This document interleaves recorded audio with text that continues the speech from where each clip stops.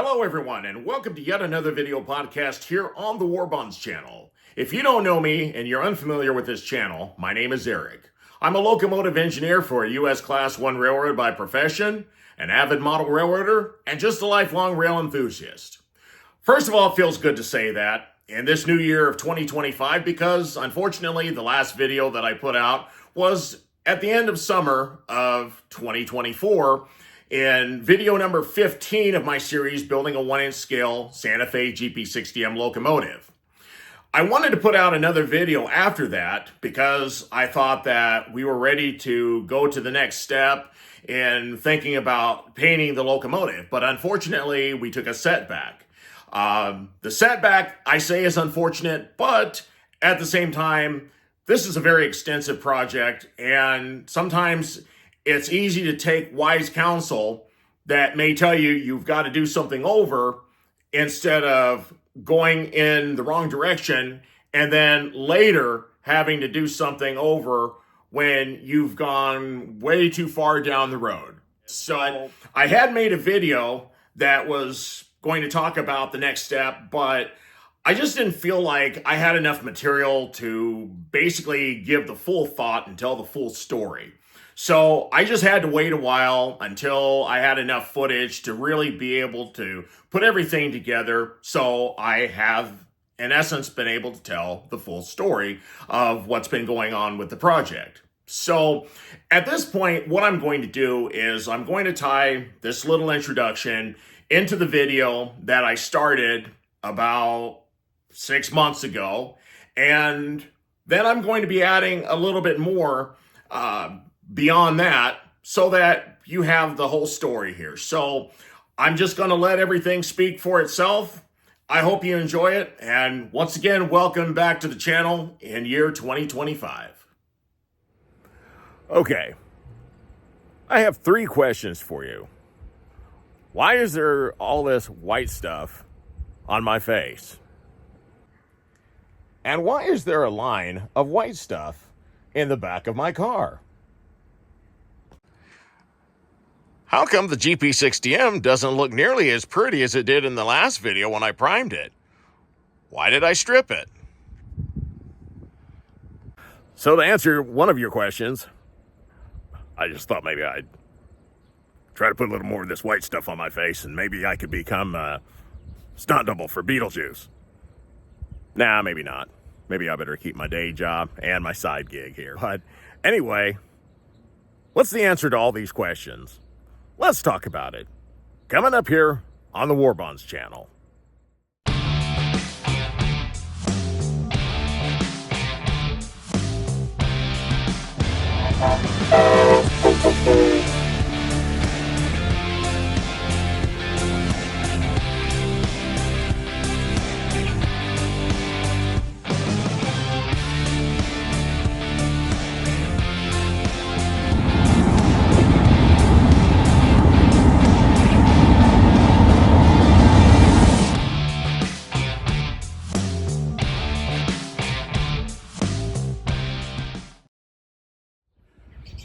Hello everyone, and welcome to yet another video podcast here on the War Bonds channel. If you don't know me and you're unfamiliar with this channel, my name is Eric. I'm a locomotive engineer for a U.S. Class 1 railroad by profession, an avid model railroader, and just a lifelong rail enthusiast. So let's get into the questions that I brought up in the opening scene. So what was that white powdery substance? Well, in 1977, Eric Clapton wrote a song about this substance called cocaine. However, that is not what this substance is. So there is no use for law enforcement to be concerned about paying me a visit to investigate what this is. However, on the serious note, the substance comes in this 50-pound bag and it's called Armex. And it is Armex blast media. So essentially, it's sandblasting material. And this is what I had to use in order to strip the GP60M. Now, why did I strip the GP60M?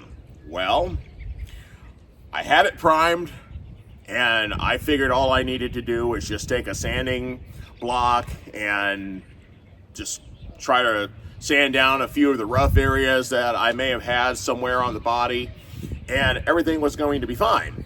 Until I went and I talked to my paint guy, LJ. All of a sudden,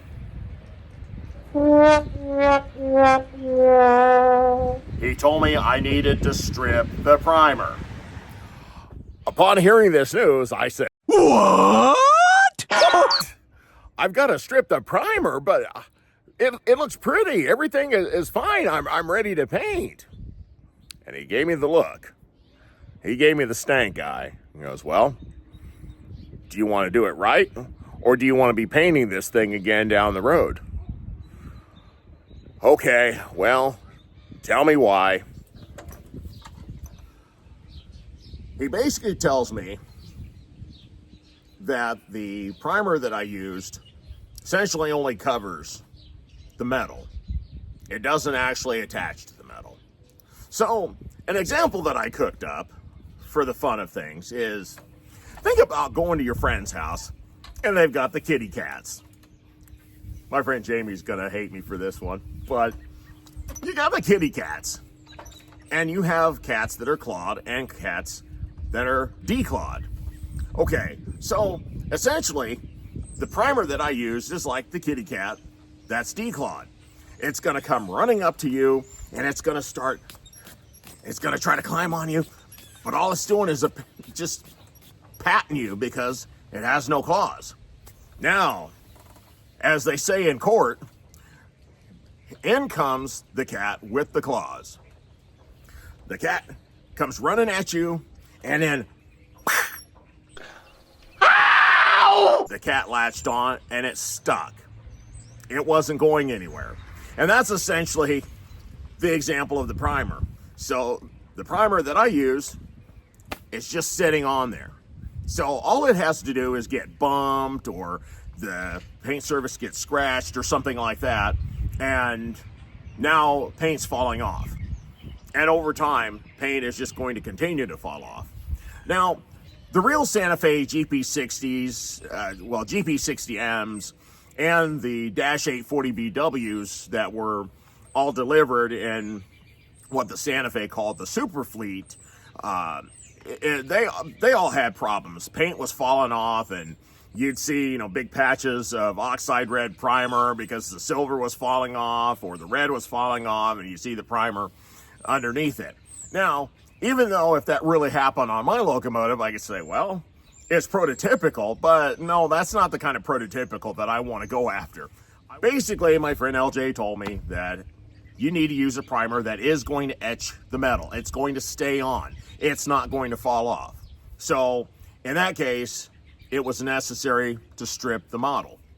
So, when we had our little talk about it, he actually gave me a couple containers of chemicals, so lacquer thinner, denatured alcohol, all those things that have properties to be able to strip the paint off of this model. And I didn't do any footage of that just because I was like, oh my gosh, I don't want to do this, but I know I've got to do it.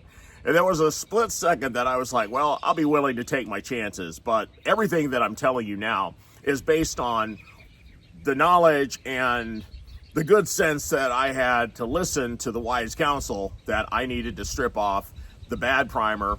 And not necessarily that it's bad, but just for this application, it just wasn't going to work. So I basically had to strip it down, and I stripped the body, the long hood, and the cab. And it took me about 2.5 hours to do, but I finally got it stripped down. Well, now for the frame, it came to a point where there are a lot of nooks and crannies, especially underneath, on the underside of the frame, where you're going to be looking at trying to get into the crevices and the stairwells and underneath the steps and all that kind of stuff, where it was just going to be such a royal pain in the tuchus in order to take all that stuff off. So I started asking around and getting some advice from different friends, and they were saying, well, you don't actually want to, by the real definition of sandblasting, you don't actually want to use that kind of media because you will actually scratch up the surface. So you want to use something softer. So I was told, use a soda blaster. So hence, the white powdery substance, like I said earlier, is actually made by Arm & Hammer, and it is what I, in my opinion, consider a combination of baking soda and silica sand. Okay, so now we're all set up here, and thankfully my friend LJ was gracious enough to actually let me use his air compressor, because my little 6-gallon compressor was not strong enough by a long shot to be able to power the actual soda blaster gun that we're getting ready to use here. So we have a great compressor that's more than strong enough to do everything that we need to do. So I'm going to get my mask on and we're going to get started. Now, one of the other things that I also want to mention is that the cab and the body have both been stripped using chemicals, which is nasty and messy. However, by using this soda blaster, I'm actually going to go back and hit some of the areas and the little nooks and crannies that I wasn't able to get by using just the regular chemicals. So we're going to hit everything so that we have this surface as clean as it can possibly get, so we don't have to worry about any paint falling off later on just because I didn't get a certain area and that area gets compromised and we got paint falling off.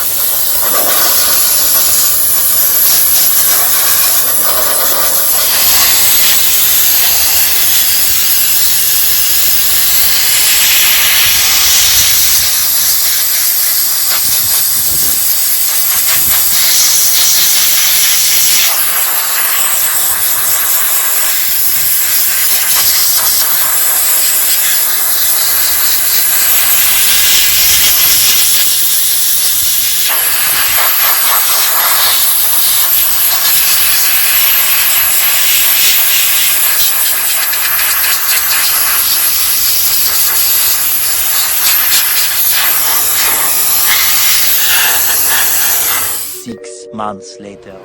So I'm here in the shop of my friend LJ's automotive paint booth.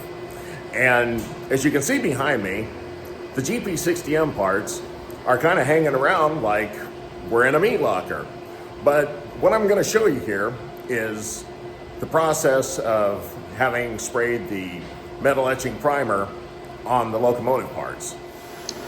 Okay, so now we see here the cab with the metal etching primer on it. Now, of course, the frame hasn't gotten anything yet.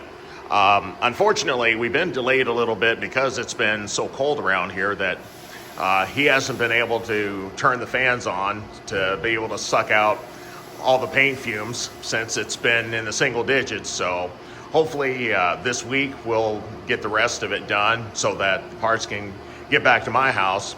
And at that point, I'll start adding more parts.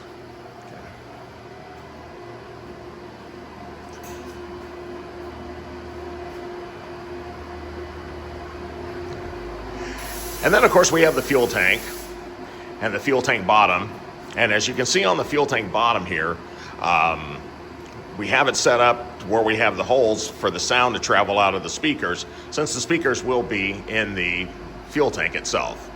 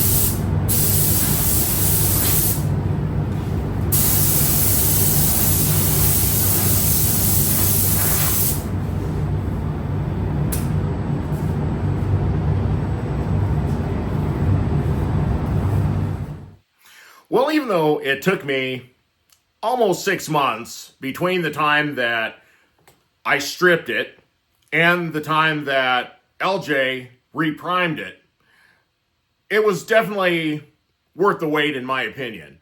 Now, don't get me wrong, I missed making videos for you guys, but if we're going to do things in any kind of fashion, we're going to do it the right way. And sometimes it takes a while to do it. But when you really think about it, I started this project in 2020, in like April or May of 2020, and we're in January of 2025. But it takes time to do these things because this isn't just something that you can go to your local hobby shop and pick off the shelf, or order from Athearn or Atlas or Wathers or any of those manufacturers that make things for HO or N scale or even O scale. So this is all scratch built stuff, and I have learned a tremendous amount as I've gone along. I've involved several people in this journey with me, and they have been a major blessing. And I emphasize blessing because there are just so many things that I would not have been able to do myself, especially when it comes to welding certain parts. There's been a couple of my friends that have done welding. My friend Gary, with whom I've collaborated with, has done a lot of 3D printing for me because I didn't know how I was going to make these parts. So it's just amazing all the different collaborations that have come together to bring this project to where it's at now. And so the funny thing is that as you see the amount of time that it took for LJ to spray primer on those parts, it took me about 3 times as long, even just with a spray can. So sometimes I realize that even though it kind of stunk that I had to strip this thing and start all over again, but you know what? I stripped it. I learned what not to do so I don't make that same mistake. And as I said in the beginning of the video, one of the things that I did not want to do, which is why it was easier for me to take wise counsel and just cut my losses on a couple cans of spray primer, as opposed to going ahead and continuing down that route. And then later on, oh crap, this paint's falling off. Now I've got to strip this thing, and who's to say that I'm not going to have to repaint it, years down the line. But that's years and years down the line. Hopefully I'm still alive and kicking to be able to enjoy it and to be able to experience that problem if and when it shows up. But at least I didn't use the incorrect primer in this case to where I'm going to have to worry about painting it 2 years down the line, if not less. So I'm real thankful to have made the mistake early enough, and therefore I don't have to worry about it, having to repaint it, anytime soon. And as long as I take care of things, which, I do, and this is definitely a gem that I intend to take care of, it's going to last. In the next video, I believe, I'm still trying to figure out what I'm going to do, but as far as the actual painting process goes, I have actually been in talks with a gentleman who is actually a friend of my friend Gary. And he may be the one that's doing the actual painting on the locomotive, but we're still in talks and still trying to figure out what it would take for him to do it, and and make sure that it's affordable for me.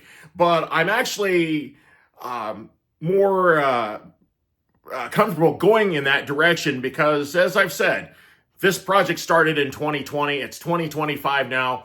I would love to have this project done and possibly take it to the Santa Fe Historical Society and Modelers Meet in Chicago in June. So if I can get somebody that actually knows painting as opposed to somebody like me that is just going to try to wing it, it's better for me to spend the extra money to have a professional do it. That way I know it's done right, because I've put so much time and effort into this, not to mention the time and effort of my friends that have helped me out as well. So we're just going to keep plugging along here, but you know what? The journey's getting close and to be completed. So 2025 is definitely the year that we're looking to actually have this bad girl done. But thank you as always for sticking with me on this journey. And if you like this content and you're new to the channel, you can be my new best friend by hitting that subscribe button. I definitely enjoy bringing these videos to you, and I look forward to bringing you more. Thanks a lot for watching, and we'll see you in the next video.